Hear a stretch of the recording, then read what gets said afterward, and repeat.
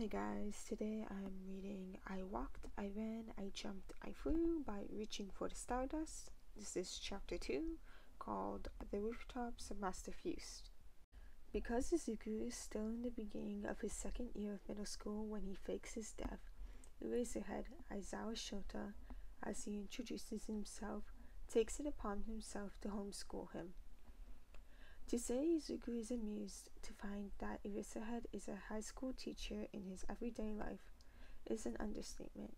To the man's disgust, Izuku laughs for a good 10 minutes when that information is revealed, and only stops when Shota dumps a placement test in front of him. The size of the packet shuts Izuku up fast, but stray giggles still escape him every so often. Shota seems pleased when he finishes the test so quickly, and mostly accurate too. And while Shota is an excellent academic teacher, by far the best Izuku's ever had, it's gym that he looks forward to the most. Under Shota's tutelage, Izuku is proficient in hand-to-hand combat in a year. He also learns parkour and several other extracurricular skills such as lockpicking, residential hacking, and residential analysis. It's been the hardest, most challenging, and best year of Izuku's life. And if he calls Shota Dad in his head, then that's only for Izuku to know. 6 months into his training, Shota trusts Izuku to act as an extra set of eyes and ears. With strict orders to never interfere, Izuku gets his first taste of real-life experience. Master Fusa is a dangerous city at night, and even though Izuku can at least hold his own against an attack, he sticks close to his mentor, but out of the sight of his opponent. With the aid of clever comms system, rumors begin to grow that Eraserhead has eyes in the back of his head. With the way he dodges blows, he can't see coming. So even though he doesn't help directly, by assisting Eraserhead and acting as a lookout, Izuku is still helping. It's amazing. And funny, Izuku realizes as he watches pro hero President Mike try to capture Eraserhead for the 12th time that month. According to Shota, the man is as persistent as he is noisy, and has been trying to bring Eraserhead in since he started. Izuku wonders when either of them will realize that they're flirting. Why do you hurt them so badly? It's a good question, Shota will admit. Fortunately, it's one he has an answer to. It's logical to give them a warning they won't forget, he explains to Izuku, who's been with him for months now. When I've broken all their limbs, they'll think twice about breaking the law again. Huh, the child says. I think I understand, but it's just so violent. He looks up at Shota. I don't think I can do that. Shota shrugs. That's fine by me. I'm not going to force you to beat people up. But, he hesitates slightly, but this is something Izuku needs to hear. There are many pro heroes who hurt villains worse than I do. I only quibble where it is absolutely necessary. Endeavor, Izuku numbers, and Death Arms too. He shudders, then a vicious thing that shakes his tiny frame. Shota pulls the kid against his side for comfort and for warmth. That's the kind of hero Kacchan will be. There's horror in the kid's voice, and Shota holds Izuku tighter. Yes, he says, because anything else would be a lie. Izuku bawls then, and Shota's hearts break for the kid who is making an awful kneeling noise from deep in his chest, the kid who is sucking air in like he's drowning, his kid. Izuku whimpers. It hurts. I know, Shota whispers into curls dyed black. I know. In the late autumn cold, with only a shifty safe house roof between them and the elements, Izuku cries himself to sleep in Shota's arms, and it's a display of trust that unsettles him almost viciously. This child is perhaps the first person since that one boy in high school to so wholeheartedly accept Shota for who he is. It's a rare night that Shota is out and about without Izuku tagging along that he comes across President Mike sitting quietly on a rooftop. It's neutral ground, that rooftop, which means the blonde wants to talk.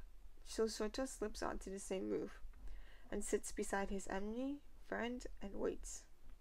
Is he safe? President Mike asks. Except it's clear that it's Yamada Hisashi asking. He's safe now, Shota returns, and the concern for his little princess warms his stomach. For all his nonsense and noisiness, the blonde is a damn good hero, with his heart in the right place. Okay, Mike sighs out, eyes fixed on the shadowed horizon. I'm glad. Shota hums softly and sits there a while longer. When he does eventually goes to stand, Shota wars briefly with himself before sighing.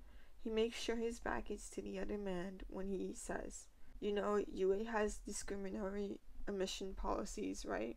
Shota is off the roof before President Mike can ask how. That's something the man will have to figure out for himself. And maybe if he does, Izuku's dream can still be realistic. It's too late for Shota, but maybe not for his child. 3 nights after Izuku's first patrol with Shota, the teen wakes up with a startled yelp.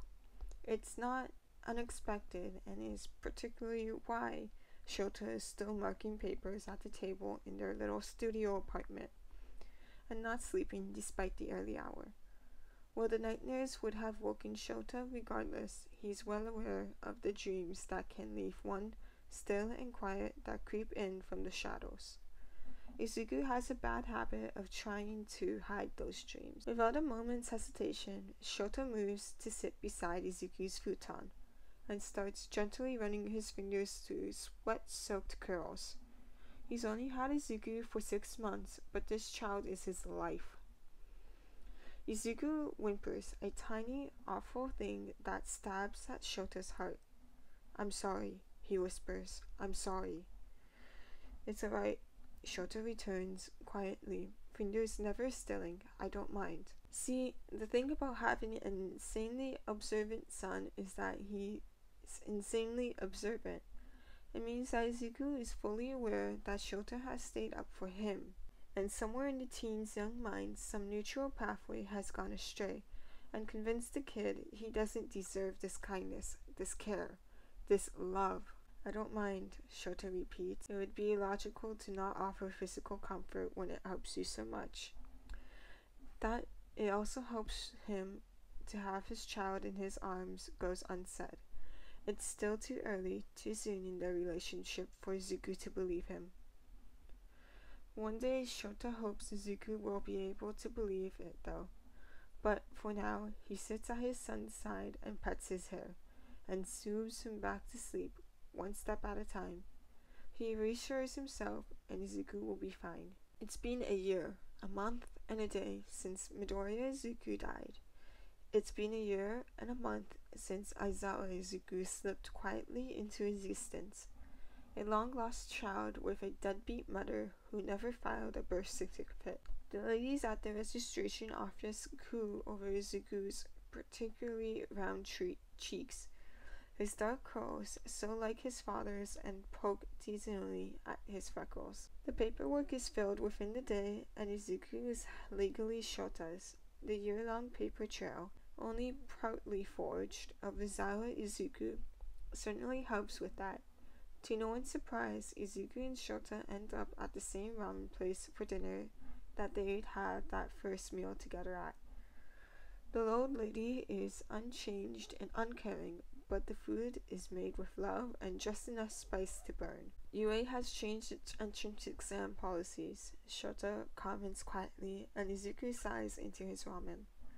I know, he mumbles. I want to try. Shota smiles sharply. Good kid. The sharpness of the smile and the quiet atmosphere prompts Izuku to ask a question he's been sitting on since the first time he met Eraserhead. The fangs, Shota confirms, and to Izuku's surprise, there's a faint flush of pink on the man's cheek. No, they're not a mutation, he admits. Oh? I saved a woman with a tooth manipulation quirk, Shota mutters. I was 19 and asked her to give me fangs. I thought it would make me more intimidating. Izuku wheezes with laughter. and even Shota's lips curl up slightly, the small points of his fangs peeking through. Do you still have her contact? Izuku asked as they walk home, and Shota snorts rudely. Izuku's enhanced canines come in very handy the very first time he gets in a scruffle as Crossout, even if Shota does scold him for biting the man's wrist. Too many bones that Izuku could break his teeth on, apparently. Shota recommends the forearm next time, and then buys him an ice pole from the convenience store to celebrate his first combat-allowed patrol. Shota always gives the best advice. It's after another long night of avoiding President Mike that Izuku carefully says, "You could just ask him out on a date." Shota chokes on his water. "What?" Izuku smirks. "President Mike," he says, as if it's obvious. "Because it is. You should ask him out. Stop pulling his pigtails, cockatoo crest, and all that. That's a sexist argument, and you know it." Shota snaps, but there's no heat to it. "Sure," Izuku says lightly. "I'm not wrong, though, and I note that you haven't said I am either." Shota scowls at his apprentice. "You're a brat," he says sternly, and said brat beams brightly at him. "Still not saying I'm wrong." The aggressive game of tag that Izuku is an unwilling participant in is so very much worth it. It's not often he can get Shota embarrassed. It ends only when Shota manages to tackle Izuku on top of a roof not far from their apartment. He gets his hair roughly nudged, and he's also wrapped in his dad's arms, so it's not really a lose. "You know, you can just say you want to give me a hug." Even though he knows Shota will deny it, Izuku can tell he's blushing, and he ducks his chin into his capture weapon. "Do you want another hug or not, brat? Please?" There's been weird reports lately. Izuku frowns as he double-checks the zip ties on the man he's just taken down. Shota, keeping watch as lookout, makes a hum of acknowledgement, such as, "Someone's trying to recruit." Izuku mumbles and joins his mentor on the nearest roof. Their comms click off at their close proximity. "Something big will be going down." "Probably," Shota confirms, standing and stretching out of his crouch. "Nice takedown, but watch your openings. If he had any more experience, you'd have broken a rib right now." Izuku nods tiredly. "Can we go home?" Shota glances at the sky and nods. "Sure." Are these sorts of things tend to happen every few years. Someone tries to take over the underworld and causes trouble. It will either blow over or the heroes will finally notice. Izuku nods thoughtfully. "Like the Sky Egg incident. That's certainly one example." Shota jumps to the next roof, and Izuku follows, his shoulder statue forcing him into a roll to land. "I'll tell you more about it at home." "Sounds good."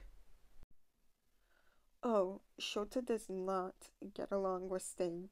He understands his ideals, but honestly, the man is so short-sighted. It's stupid to kill people before they have the chance to change. "You're sentimental, Razorhead." Stain jawls out a response, lazily sheathing his katana. "That apprentice of yours has made you soft, weak." "I'm logical," Shota hisses back. "Dead people can't make the world a better place, and I've never killed, even before Crossout." In his words, Shota laces a clear threat. "Do not mention his apprentice again, or this night will become even more unpleasant for both of them." Stain seems unbothered by this threat, and reclines easily against the alley wall, uncaring of the grime of Lower Masafusa. "Heroes shouldn't be paid," he repeats for the 9th time. "They should save people for the act itself." Shota rolls his eyes. "It's a job, not a higher calling," he retorts. "Just like any other first responder. You're putting heroes on a pedestal they don't deserve." Stain hisses through his teeth in clear disagreement. Gods, Shota would love to take this asshole down right now. but that would be a battle he's not prepared for right now. No, instead he's meeting Crossout 3 blocks down the road to get the jump on a rather nasty little drug gang that's just out of one of the many trying to move in on old Yakuza territory. Fools, the lot of them, and being taken down by vigilantes is the merciful option. This Shihasaka will be much less forgiving if this gang gets any more traction. The Yakuza may be more in the shadows than they've ever been, but that doesn't mean they're gone. And from Shoto's connections, he knows the Yakuza are planning their repins for 2 days from now. So he and Crossout have to take the gang down tonight before the streets run red with blood. Stay out of my way, Stain growls as Shoto moves to leave the alley. You're not exempt from my purge. Shota huffs a laugh under his breath. Stain is only as good as his blitz attacks, and Blood Cruel does nothing to paralyze quirks. Without his quirk, Stain is nothing but a talented swordsman with too much confidence in his abilities. Even Izuku, with only 18 months of training, could take the man out easily, were they to fight quirkless. So no, Shoto's not threatened by Stain. But damn if the man isn't an exclusive pain in the ass. I tried to be a hero, Shota says to Izuku suddenly, but it's just not an option for people like us. Izuku is almost scared to ask. Almost. Why? Why is it not an option? Shota scoffs. I took the hero exam for UA too. Robots, just as you experience. Huge fucking robots that require a destructive quirk to get through. So I went into Gen Ed and thought that if I did well enough in the sports festival, they'd have to transfer me. I won. Shota says viciously. I won, and they still told me I wasn't good enough. Never mind that I beat the crap out of 40 hero students. My quirk was weak and villainous. He sighs then, so I stopped trying to be a hero. I finished out of UA with the best marks I could, went and got my university degree, and picked up a vigilante career on the side. You know the rest. Izuku is silent for a long time. Then, fuck, he mutters eventually. I never stood a chance then, if you had a quirk, and they still said no then. Yeah, Shota says quietly. You could have topped the scoreboard for the exam and they still wouldn't take you. And Izuku had done far better than Shota had managed, getting 11 villain points and 15 rescue ones. At least he could attend UA's general education course, the only one in Japan that would accept quirkless students as of a month ago. Shota is pleased that President Mike had figured it out so quickly and actually made changes. What do I do now? Izuku whispers into the darkness, and Shota wraps an arm around his waist and pulls him against the man's side. He presses a soft kiss against his son's messy hair. Whatever you want, Shota tells him. I'll be there with you. So, that was chapter 2. What's it called? Yeah, quick warning, I am deaf, so I definitely pronounced a few words wrong here. I don't have my hearing aids on today.